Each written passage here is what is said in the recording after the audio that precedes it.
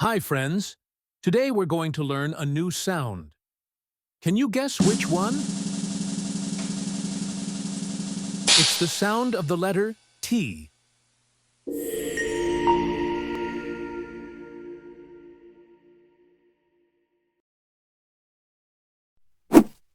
Are you ready for a story? Let's go. Some children go to a tennis match. Each time the racket hits the ball, it makes a noise. The game is very exciting. The people in the crowd turn their heads from side to side, watching the ball. Now you say it. Look, this is the letter T. T is for toy,